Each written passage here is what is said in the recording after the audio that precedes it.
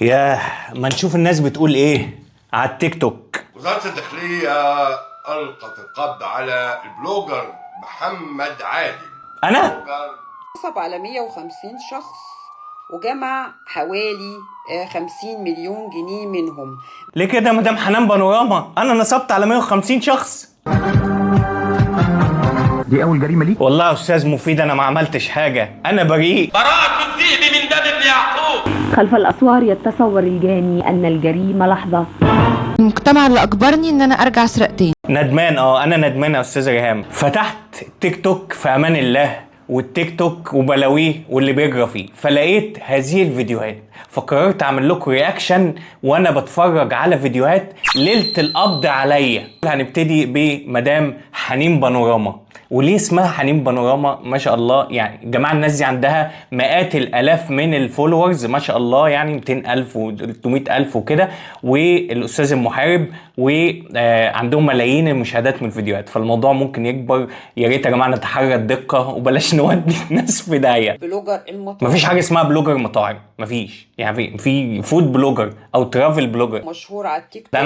ده انا عندي 1000 فولور. فين المشهور على التيك توك؟ وعدهم بأرباح بتوصل ل 60%. ايه تجاره ايه اللي بتكسب 60%؟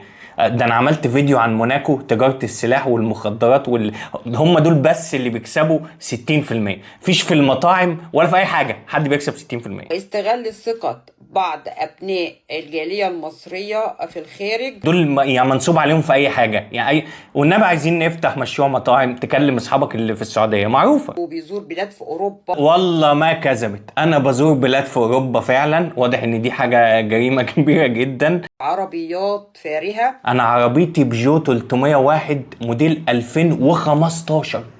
عربيات فارهة؟ تكونش قصدها على الفيديو بتاع العربيات الفارهة اللي صورناه في موناكو. خشوا اتفرجوا على الفيديو، هي دي العربيات الفارهة. انا كنت بمشي قدامها كده بس يصور معاها. من 11 حكم قضائي، 16 سنة و8 شهور. 11 حكم قضائي و16 سنة، يا نهار اسود. يا ريت الاستاذة حنان بانوراما، مش عارف ايه البانوراما في الموضوع، تتحرى الدقة. وجمع أكثر من 50 مليون جنيه. اولا ده مش مبلغ مبدئيا. لو جمعت 50 مليون جنيه ابقى انا عبيط، يعني فيش 50 مليون جنيه ده مش مبلغ في الناس اللي بتنصب، ماشي؟